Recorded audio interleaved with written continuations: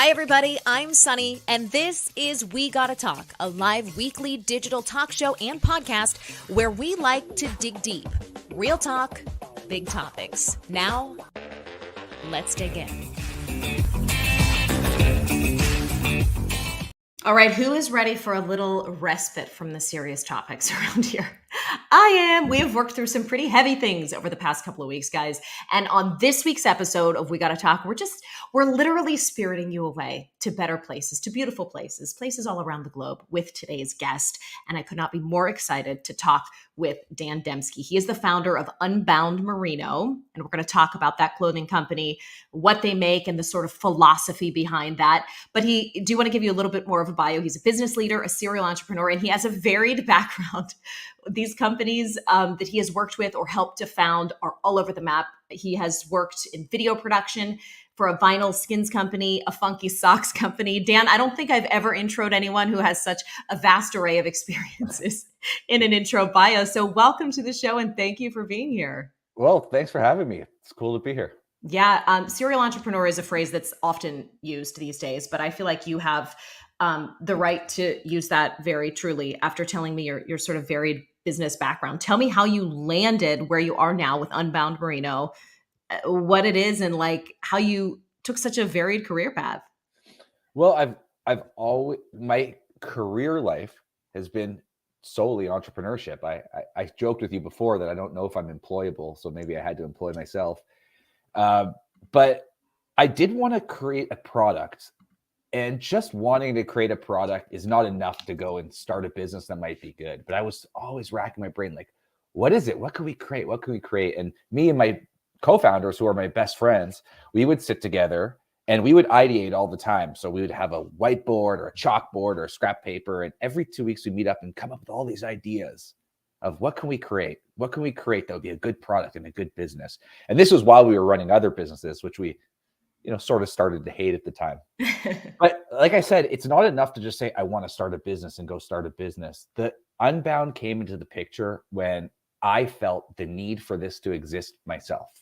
I think that's the biggest green light, a big green light sign for you to start a business if you ever wanted to get into entrepreneurship, is really just find that hole or that void of something that you want to exist. Now, we didn't invent merino wool. We didn't invent clothing. Like, there's nothing really proprietary about what we're doing, but no one was doing it in the way that I wanted it to exist. And then I had this aha moment. I'm like, if I want it to exist and no one else is doing it, there's my idea. Let's go and do it. So we did it, and we crossed our fingers and hoped that other people would want what we were bringing out to the market.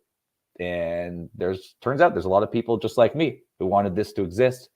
So we started it back in 2016, and it's been growing pretty steadily ever since. And now we're selling in over 100 countries. It's pretty amazing. And I do want to get into what makes your clothing ideal for the frequent traveler, and not even necessarily the frequent traveler, but any traveler. But I want to talk about the spirit behind this company, because it's clear by seeing you on social media, the life you live, the things that you're interested in, that you live the philosophy of your company, which is, this word is overused, but wanderlust, the love of travel, the love of immersing yourself in other cultures and other places. And you can really feel the spirit of you behind this brand. So we thought of a cool way to be talking about this topic today. I thought it'd be great to run through the top 10 places to visit before you die. And you gamely came up with a list, even though I'm sure there are many more places. Tell me your first experience before we get into the list as a traveler, and what it is about frequent traveler that's changed you as a human.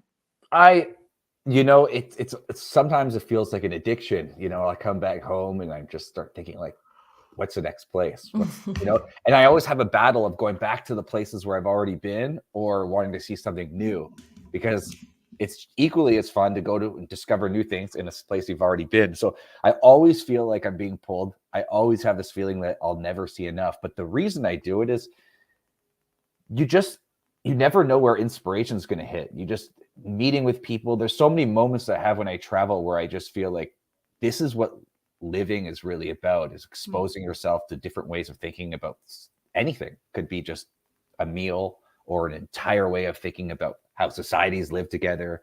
It makes me appreciate where I'm from, because sometimes I'm like, I didn't realize how awesome that is back home. I always feel like I'm in a state of learning and challenging myself and growing and expanding my horizons when I travel. And sometimes I feel like it's an addiction because I can never get enough. I wish I could just sort of like, hey, maybe if I didn't have the travel bug, I'd have more solid routines in my life, but it's a part of me and I can't get enough. I think routines are overrated for the Okay. everybody loves a routine these days. I'm not, variety is the spice of life. Did you travel much as a kid? I'm just curious if this was something that was instilled in you from a young age or something you sort of came to appreciate as you grew up. So I did travel a little bit with my family, but we would, we'd go to Florida and when I was 6 years old, we went to Disneyland and, that's one of the core memories of my life, knocking on Goofy's door, and it was a fake door. It was a fake door. He never answered, but I had good family trips, but it wasn't the real kind of going abroad and the real adventure that I now seek. When I can't remember what birthday it was, but it was in my early 20s. My brother bought me a ticket to go to Tokyo. And he's like, I want you to experience this because he's been. And it was like the wildest gift, we're not like rich kids. We didn't have a lot of money. So that was an enormous, generous gift of something he wanted me to experience. And I went by myself to Tokyo for a month. And that's where everything changed. I just felt like I was, my entire horizons expanded. And like, I think that's where the bug started. Yeah, I found too, I've kind of reflecting on, and this interview caused me to sort of pause and reflect on the trips that impacted me growing up. And I think people think of travel as like a rich man's game and that you have to come from this family who can pay for the plane tickets and expose you. I mean, you can quote unquote travel by asking people who are from a different background of you, just a ton of curious questions and learning more. I mean, you don't have to be stamping your passport. We can open our minds in a lot of ways, even before we get to that destination too. It's a mindset, it's a curiosity. And until you're able to, have the money or the means to travel like this, it feels exclusive, but it doesn't necessarily have to be. Right. Well, I told you I went to Tokyo. The big expense in that trip, and that's not a cheap city per se. The big expense was the flight, and often the flight is the big expense, but not always. Sometimes you get a flight deal. But in that, when I was in my early 20s, I had to budget every day. So I would have a little journal where I'd be logging how much I spent every single day, because if it went over $100, I'd have to lower my budget for the next day. And some days I would get by on $20, and that was one of the best trips I've ever been on in my life. So interestingly enough, if you could there's so many amazing places in the world that if you just get to those places, your cost of living immediately drops. So it's definitely not a rich person's game. It's just, I think it's an adventurer's game. Yeah, it's just getting there. It sounds like it's getting there. Not being scared to be alone too. I think people think they have to have this, big group thing happening. I have found the best times that I've had have been sort of moments of just complete solitude in foreign places, and just being able to, even if it's for a couple of hours, being able to wander and just take it all in. So definitely I agree. And to be honest, I do most of my traveling solo at this point, and I'm alone when I want to be, but you meet people everywhere. And when you travel, there tends to be, not only are people open to you, but you tend to open yourself up in a way that you don't when you're in your own town. Like if I'm at home, I'm in Toronto, it's very unlikely, pretty much probably never happened where I'll meet someone and it's not a romantic thing. It's just it could be a man or a woman that I just meet and think is interesting. I'm like, hey, you want to grab a cup of coffee? I won't do that at home, but I do things like that when I travel. I feel it sort of brings me out of my shell, and I live in a way that's a little differently than back home. So yeah. I never feel alone. I have this thing when I travel, especially if it's for a longer period of time, where I go into a new city knowing nobody, and I think I'm like, when I leave, I'm going to have all sorts of new relationships. Some of them might last my whole life, and I don't know what they are, but I'm so excited. Who are these people? How am I going to meet them? And then at the end of the trip, I'm like, those are the people. It always happens, and it's such an exciting feeling to look back, and it's almost like collecting stories and collecting relationships. And I have lifelong friends I've met all over the world. How many languages do you speak, just out of curiosity? I'm still sort of struggling with English, I feel sometimes. I just started to learn Spanish, and I'm okay. Un poco. Un poquito, sí. Yeah. Very good. All right, let's get to the list. This is really cool. And we're going to run through this, guys. If you're listening and you're waiting for the packing tips, they are coming because I chatted with Dan before the live show here, and we're going to make sure that we run through how to pack a great capsule wardrobe. You can travel even internationally with one suitcase, carry-on size, we promise. So we're going to get to the packing tips, but we want to go to the 10 places to visit before you die. And we start with number 10. I don't know how to pronounce this. Ljubljana. Ljubljana, Slovenia. Say it again. Ljubljana. Ljubljana, Slovenia. Okay. Yeah. We're seeing it, guys. If you're watching on the video, you're seeing a snapshot here, but tell us all about Ljubljana. So I want to start this by saying when I had to come up with a list of 10 places to travel, I mean, that was hard for me because every place I go, I love. And I feel wherever you go, you have the ability to pick the flowers along with you or pick the weeds. And you can think, this is what I love about this place, or this is what I don't like. And there's good things and bad things about everywhere you travel. But I tend to focus on picking the flowers because, I don't know, it's a more interesting way to travel and live, I think. But these were places I've been that I love. And I'll start with Ljubljana. I put that in because it hit me by surprise. You know, when you go to Europe, you think of you think of London and Paris, and there are all these great cities all over that continent. Ljubljana is one that you don't hear about a lot. And as I was traveling through that, I only stayed there for a few days, but I felt like, is this the perfect European city? And it feels like it, but it doesn't have that like overabundance of touristic offerings, you know, people pushing menus, English speaking menus to you outside of restaurants to sell you mediocre food for a lot of money. Everything's like cheap. Everything's beautiful. Everything's so laid back. And traveling around in Slovenia, it's really small and really interesting. There's a beautiful lake that's very famous there called Lake Bled with a beautiful hike that you can do around there. But the whole time I was in Ljubljana, I was thinking, how lucky am I that I decided to just choose this random place? I only came here because it seemed strange and different. Mm-hmm. And it's totally a place to go back to. I loved it.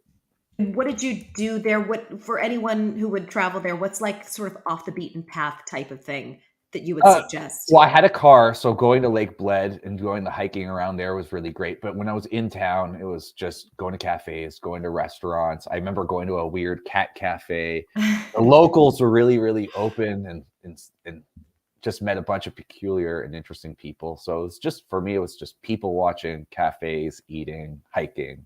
It was all very beautiful.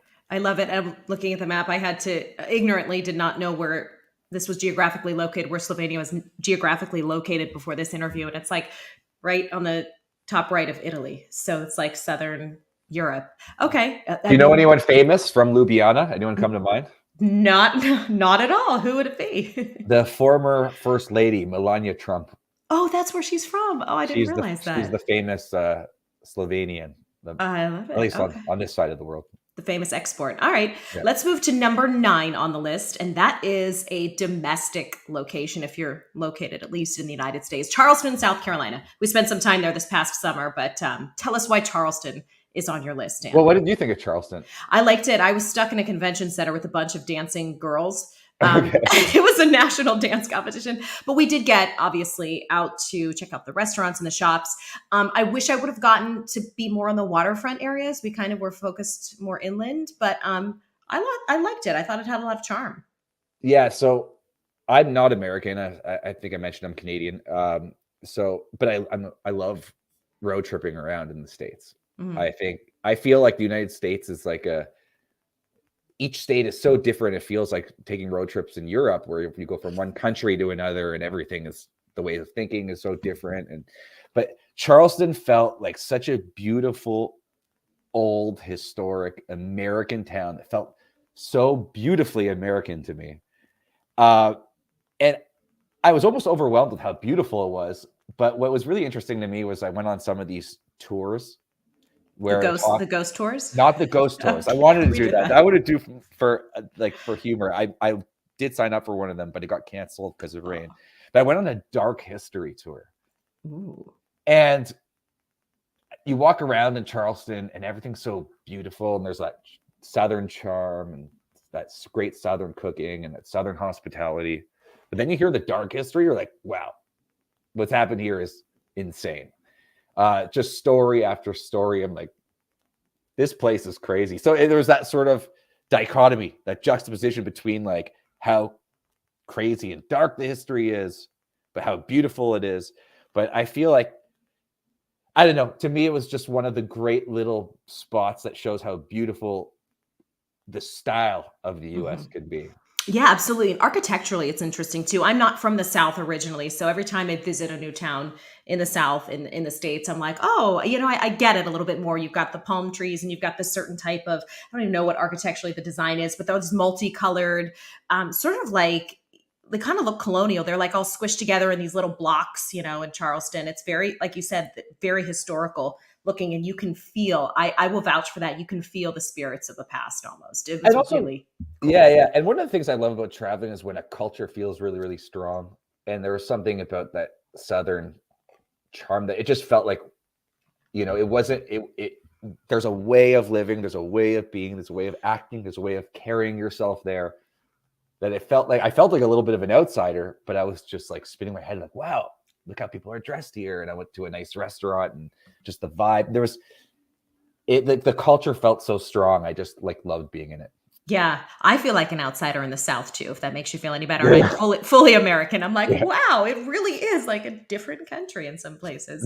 Mm. I love too, before we move on to the other one, how you mentioned taking these historical tours. It feels like kind of the overly touristy thing to do, or like, it has added in the various cities that we've been to such a new element of appreciation for me. So I always try to like book, the ghost tours or historical tours.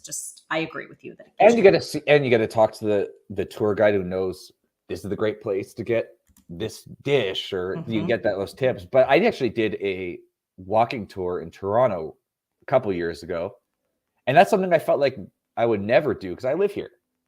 Why would I need to do that? And I learned so much that I didn't know happened in the city that it made me appreciate my own town more. So it's, even if you're in your hometown, like a tour is a good idea to do it. I love it. All right, let's move on to number 8 on the list, Dingle, Ireland. We have a gorgeous picture to show for anyone who's watching here. Tell us all about Dingle, Ireland, Dan. Have you ever been to Ireland? I have, yes. And I was aghast at how green and beautiful it was. We went there for a wedding, and it was right outside of Dublin. What was the name of I don't know. Anyway, true like storybook forest vibes. Ireland hit me by surprise. I started in Dublin. We rented a car. We did a big road trip, and we traveled to a bunch of towns. So Dingle's the one I picked because it felt purely Irish, but maybe the most off the beaten path. But the drive to get there is the most memorable part. So you drive along the Dingle Peninsula, and it could be a little freaky, to be honest, because you're winding on these roads and there's these big buses shooting by, and you're like, feels like there's not enough room for both of you. So, you're very, very alert as you're trying to get your way over to Dingle, but you pull by these beautiful vistas, and then you hit a beach, and we pulled over on the beach, and I discovered you can go surfing in Ireland. So I went surfing for a bit, got back in the car, went down this crazy, scary road a little bit more, and ended up in Dingle, which felt like an Irish town from 100 years ago. It's like nothing's changed. There was an old pub that was inside a hardware store where you can see all the tools on the wall, but also they're pouring Guinness. And it was such a small, beautiful little sort of one road town that just felt like the purest Irish pub town you could ever imagine. It was, it's not a pub. You know what? I can't say a pub town. That whole country felt like a pub to me. Because they're so friendly. The Irish are like insanely friendly people. And they're pouring Guinness all over the country, everywhere you go. I was drinking more there than I drank anywhere, because I was always like, I want to have a Guinness with this person and that person. But Dingle was the coolest place, but it's the drive to get there that makes it really, really special. Yeah. I wonder, this has just kind of occurred to me as we're chatting, and we have these stereotypical views of certain cultures and societies. And, we associate the Irish with being happy and friendly and boisterous and social. And we associate the British with being a little more buttoned up. But have you found in your travels, Dan, that there are reasons behind some of these? Like, I know in this age, we're not supposed to lean into it, but sometimes I feel like those things become the popularized versions of any given culture for a reason. So like, what is your concept of stereotypes, and how much to lean into them after experiencing so much in the world? Well, there when you go to certain places, sometimes you realize there are ways that they do things. Right. And sometimes it's different. So, stereotypes can have a negative connotation in the sense that you can look at a culture and be like, oh, they're like this. And it's not nice to box people into something that might be negative, but you could like I said, I like to pick the flowers instead of the weeds. On the other end, it's like there's things that you can pick up in other cultures that relate to courtesy or like creativity or there's in a couple of the towns that we have in my top 10 list, there's a few things I'll bring up. But sometimes I just love finding the way that they do things that are different. Yeah. And just being, I wish it was like that at home. Yeah. And I'm gonna keep that little thing for me, and I'm gonna be like that. I'm gonna incorporate that into who I am, or try my best to. So I love that. Yes, better than a souvenir. Okay, number 7, Buenos Aires, Argentina. This is a cool picture that I picked. It's a little artistic, but tell us what we're seeing, Dan, and what is so great about Buenos Aires. So that was the last place I just came back from. I spent a month in Buenos Aires. I've always wanted to go. I have an uncle from Buenos Aires, and he's always a fascinating guy. So ever since I was a kid, I've always just had this interest to go there. Also, my business partner is half Argentinian. This was a place where I spent a month, and it made me question why I'm not living elsewhere other than Toronto. There's a lot to love about Toronto, but I'm just like, why am I not here? It architecturally was incredible. It had amazing neighborhoods. It felt safe. Every morning I would just wake up and walk through this. There's a beautiful tree canopy on the street where I was staying, and the sun was beaming through, and just seeing people hanging out on cafe patios. I don't even know where to begin. This is so fresh to me, but it was one of the most vibrant, awesome, amazing cities I've ever been to. I'm not saying much about it. Do you know what it felt like? People say this a lot, but it felt like a European city in South America. So it had this hybrid feeling of, some people do call it the Paris of South America. I don't know how accurate that is, but some of the buildings are very Spanish, very French, because of the different cultural influences of who's come into Argentina. It's very European. The language, the way they speak Spanish, it sounds like a hybrid of Italian Spanish. Like, it's such a beautiful sounding version of Spanish. They're so, again, we're talking about, like strong cultures. Do you know what the number one religion in Buenos Aires is? Is it Catholic because of all the Italians? No, it's soccer. Oh God! That makes more sense. Yeah. The way they love for soccer. Like, I'm not a huge soccer fan, but it's like it felt like religion, and it's it's so interesting. It's so fun to be a part of. And I was there. They just won the World Cup, so they were still high off that.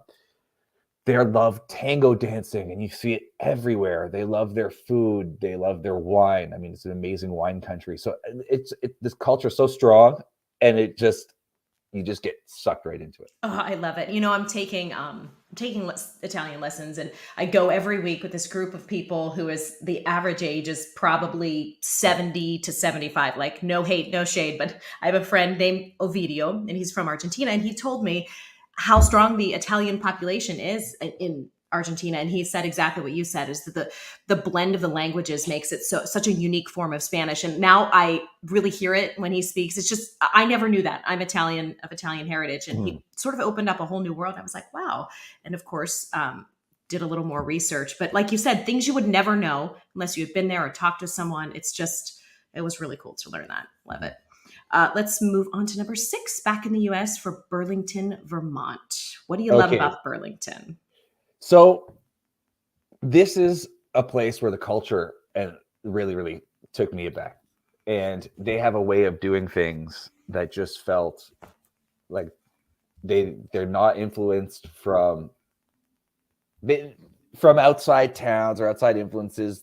They don't have that corporate interest changing the way that they live, and like everything felt special, like it was a town or a little village where they've done things and express creativity in their way, and they continue to want to do it their way. And the first thing I noticed about Burlington is I was walking around trying to put my finger on like what makes this place so beautiful. Like it felt different. I've been to a lot of small American towns, you know, or small cities. I don't know if it's a town or a city, but I've been to a lot, but something felt different about this. I was trying to put my finger on it, and someone asked me, what makes this look so beautiful to you? And I'm like, that's what I've been asking myself. And they said, there's no outdoor advertising. It's illegal here.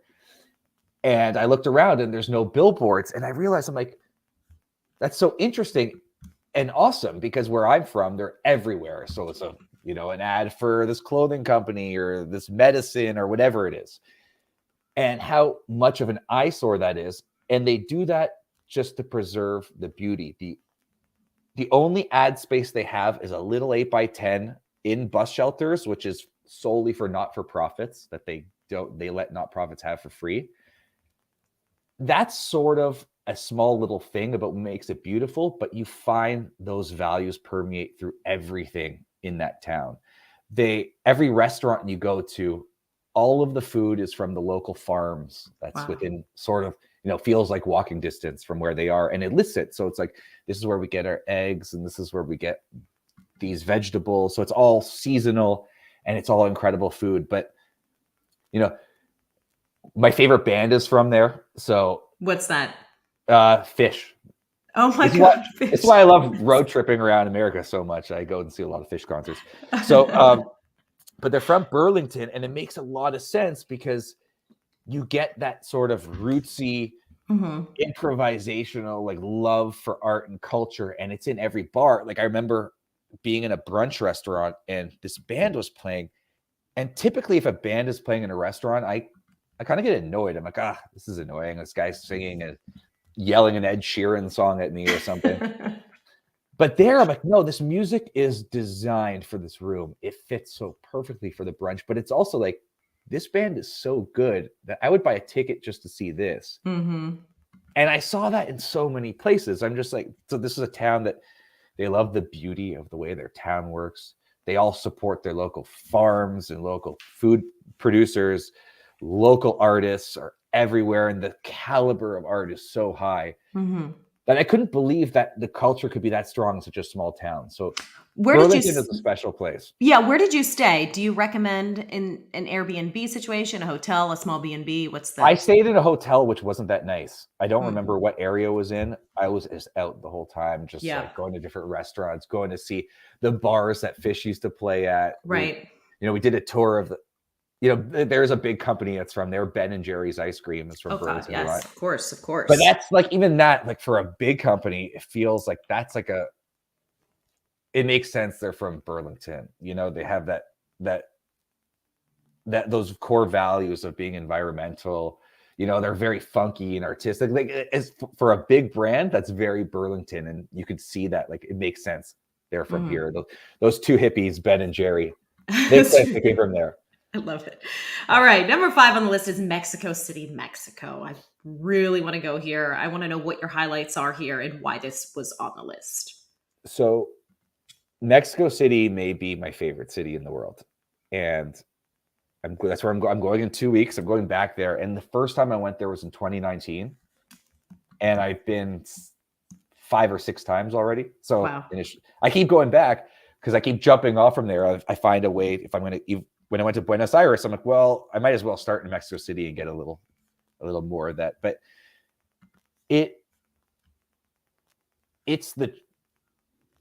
where do I even start? Let's start with the food, okay? I love Mexican food, but I did not try Mexican food until I went to Mexico City. It's like you haven't had it until you've been there, because you realize how expansive Mexican food can be. The flavors are so much more vast than what we get in Canada, probably in the States too, where it might be more like a Tex-Mex thing. But what I love about Mexico City the most is the people and their love for their own culture. And when you meet people from Mexico City, they're as excited about Mexico City as you are to explore it, and they'll want to pull you in. Oh my God, you have to go try this taco here. You have to go to this bar here. You got to hear this music here. And I always feel like I'm getting pulled into a million places where it's alive 7 days a week. There's the art museums, the restaurants, the mezcal bars, the kitschy stuff, like going to see Lucha Libre, the Mexican wrestling. Even that touristy, I mean, it's semi-touristy. It's so fun and so different. Mexico City is the greatest, and I think it gets a bad rap because people deem it as unsafe. But that's just a myth. I mean, I walk around, and I'm not saying you should too, but I walk around by myself at night. I've never felt remotely unsafe there. It's just beautiful neighborhoods, beautiful art, beautiful people, beautiful food. Mexico City is the best. Number 4 is actually also in Mexico, Jalapa, Mexico, on the list. Where is this geographically too? If you drive, I think, north of Puerto Vallarta for about an hour. Okay. So recently I went here, and I put this on because there's so much to see in Mexico. But a lot of people, when they think of Mexico, they think of, look, there's nothing wrong with going to a place like Cancun or Playa del Carmen if you're going for the weather, but there's so much more to see in that country than people usually care to explore. Jalapa is a small little town, and it has all these great little hotels. So we stayed at a hotel called Verena, which is a boat ride out of Jalapa. And it was probably one of the most special places I've ever been in my life, just as like in the jungle, and you get to really experience the nature of Mexico in a different way. And along the path from Puerto Vallarta, if you're driving, the little taco stands that you'll see along the street, it felt like, the reason I put this in is because I feel people should explore Mexico more, especially if you're in the States. It's so close. It's so beautiful, and one of the best countries to explore, and it's massive.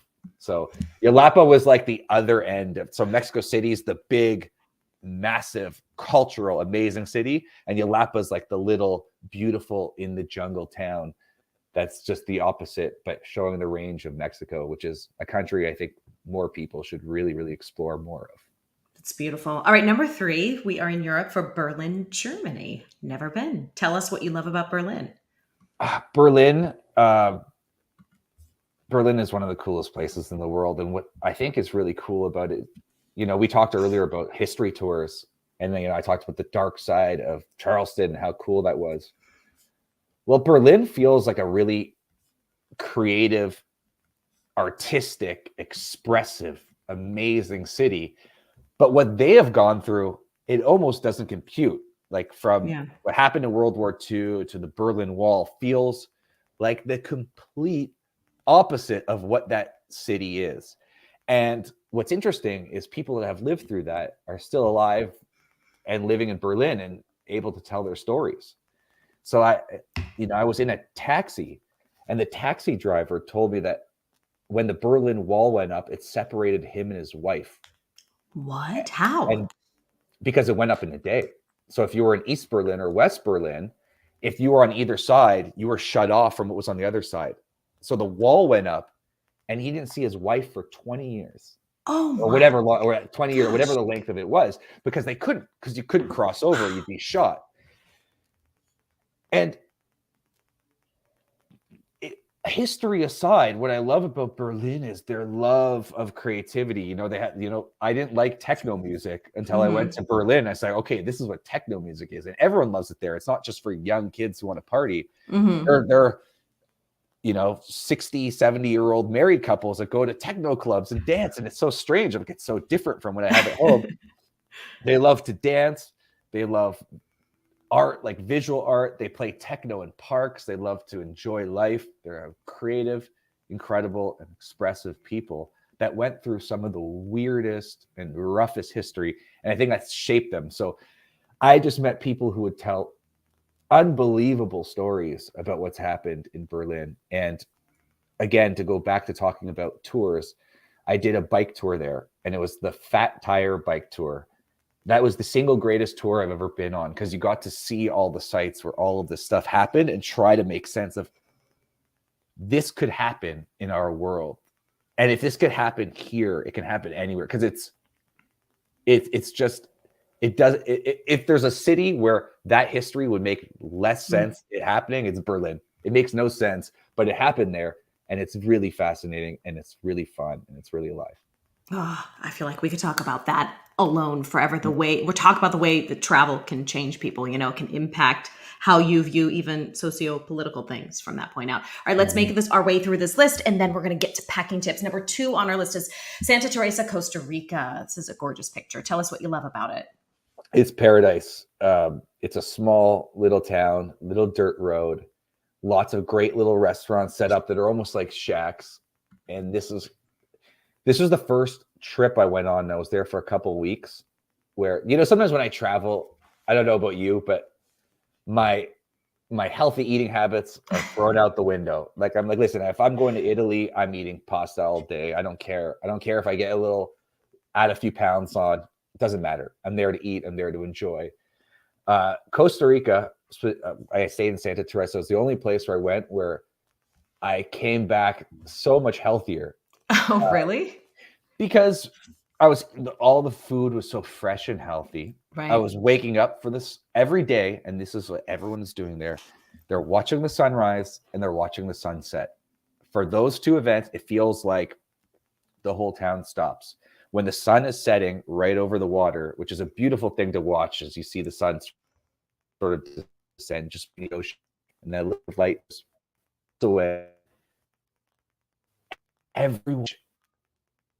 Everyone is watching, and you just get exposed to that desire to just stop and enjoy nature. But also, you're rising to the sun, and you're letting your day wind down to the sun. And I found myself by 9 p.m. I was dead tired. I didn't feel like going out having beers. I'm like, I just want to sleep and wake up and catch the sunrise.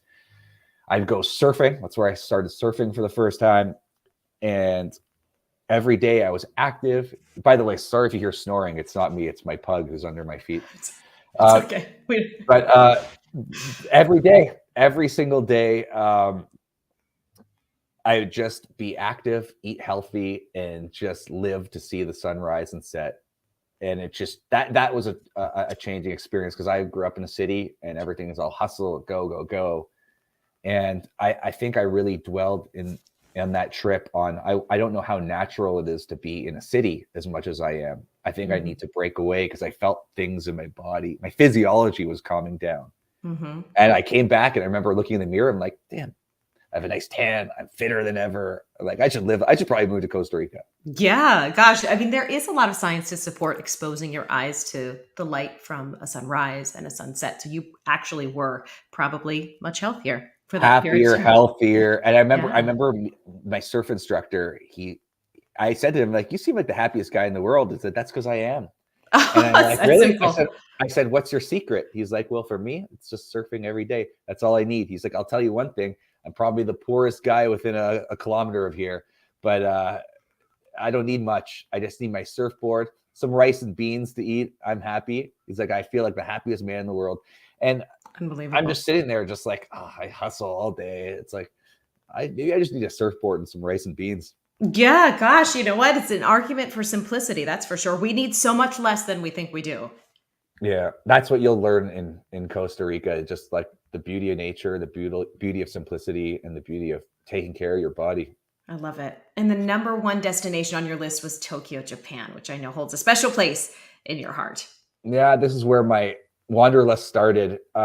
Tokyo is the coolest place. If I could only, if everyone could only go on one trip for whatever reason, and it could be anywhere, it should be Tokyo, especially if you're from the Western world, because it's the most different than anywhere else in the world. Everything about Tokyo, when I went there, I felt like I didn't fly somewhere on an airplane. I flew on a spaceship and I landed on another planet, because it's the way they do everything is different. It's so orderly.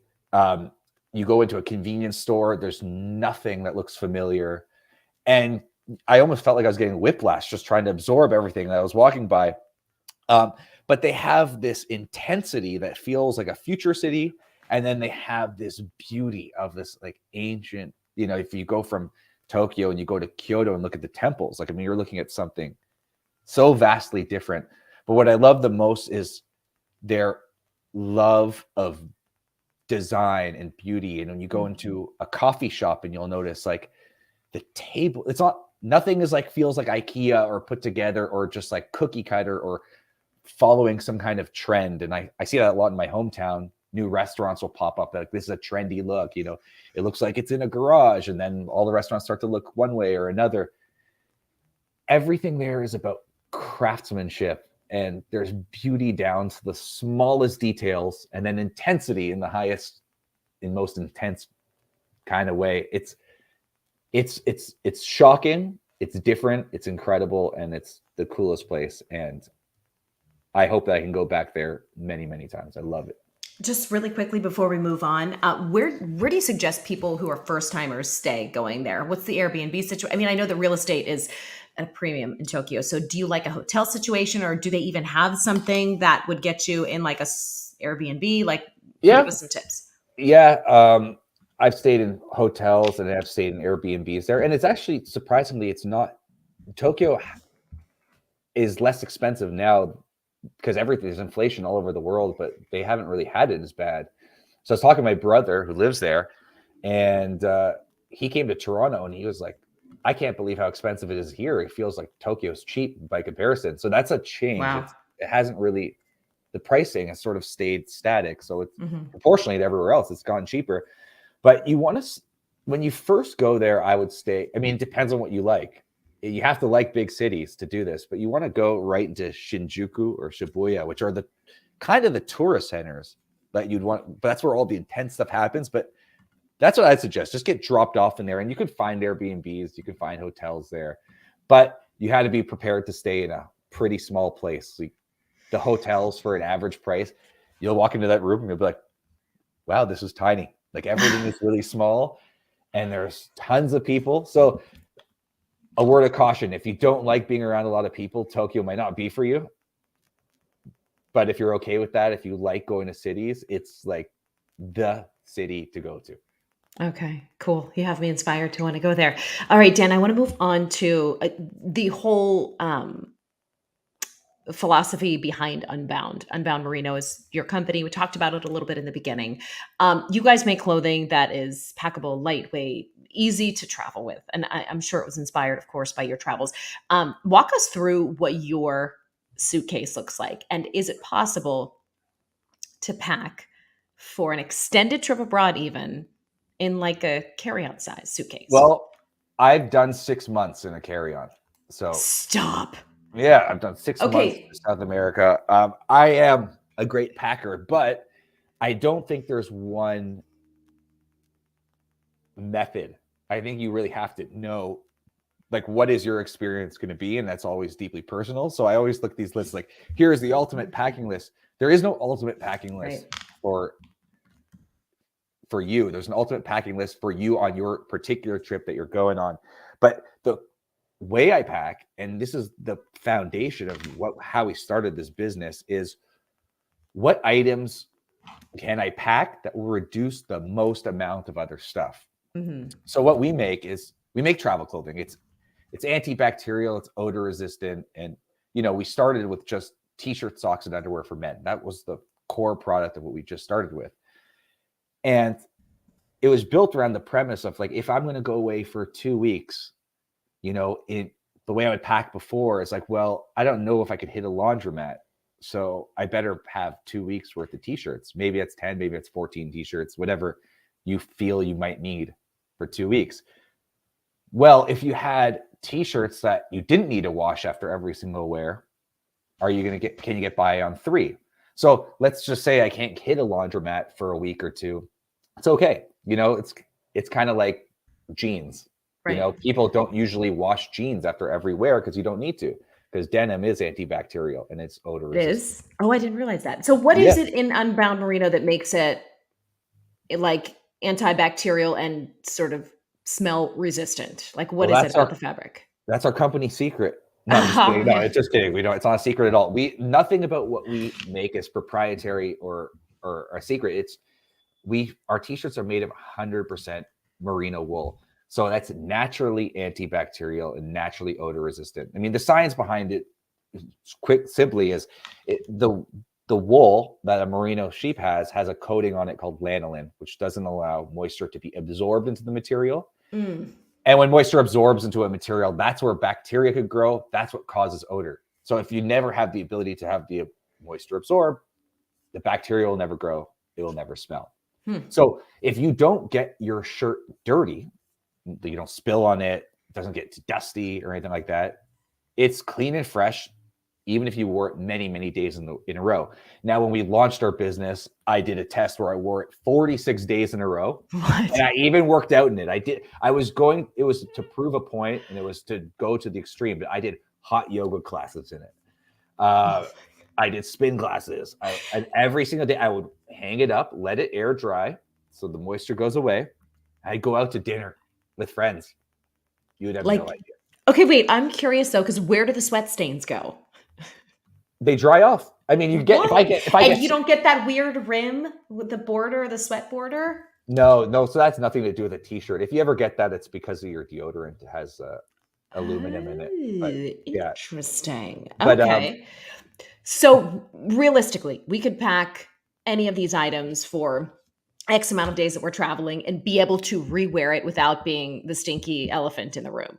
Yeah, and that's a sort of premise. So the first step is like, how can you reduce the most amount of stuff? And it doesn't have to just be like get a merino wool t-shirt, because that means you can wash less and then you can have less, which is a really good tip. But you think about everything, like how, if you're packing pants, for example, you could say, I really like these pants. That would look really nice on this occasion. And that might be fine if you want to pack it. But if those pants you wouldn't want to wear them on any other day, they don't have the versatility to wear every day, it might just be taking up room that you might want to give to something that has more versatility. So everything's about versatility. So I think when I pack pants, what pants could I wear when I go to a co-working office to work all day? But also, if I put a nice shirt on and a nice watch or whatever, I can dress them up too. So it's all about versatility and reducing. Okay, tell me this just to get as specific as we can. And I know this will vary by trip and location, of course, but what is the average? Say we're going away for a week. Let's be even just conservative in our estimate of how much we need. And it's to a place where we're going to need a couple of fancier outfits for a dinner or a night out, as well as some touristy, walk the streets, comfortable clothing that we can get around in and feel great. How many t-shirts are you packing? How many pants? Like, give us numbers, like try to picture it. And is there any hack you use? I know that I love packing cubes and they have completely changed the way that I pack. Give us some like specific how your suitcase actually looks. Okay. So I won't give numbers because, again, I think it's really personal. You have to know what you're traveling for. But even I don't have an ultimate packing list, like I said, but every time I go away, I mean, if it's for a weekend or something, I intuitively know just what to throw in my bag. But if I'm going away, like my next trip, I'm going to 3 different countries for maybe 6 weeks. I don't know, maybe 8 weeks, an undecided amount of time. I write down the situations I'll be in. And so I write airplane, workout, nice dinners, every day, whatever my situations are. And I just sort of make a list of like what I need. And like, I try to make it reduce everything as much as possible. Another thing, because some people don't want to feel like they're wearing the same thing all the time when they have such a small amount of clothing. If you have clothing that you can mix and match, it looks good together, you have more combinations of stuff, and you can feel, if that's important to you, to feel like you're wearing different looks and having different looks. If you like taking lots of Instagram pictures, you might not want to look like you're wearing the same stuff all the time. Right. You just have to make sure everything looks good together. So whatever shorts you're packing, whatever pants you're packing, do they look good with each color of t-shirt that you're packing? So I will literally lay my stuff out and just say, like, does everything like look good? Like if I wear that, does that look good? That look good? And then it gives you like variety of what you're wearing, even if you have a lot of like very, very few items of clothing. But you talked about, you need something for a fancy dinner. That's the one X factor that is hard for people, because if you bring fancy clothes, it might not have any purpose outside of that fancy dinner.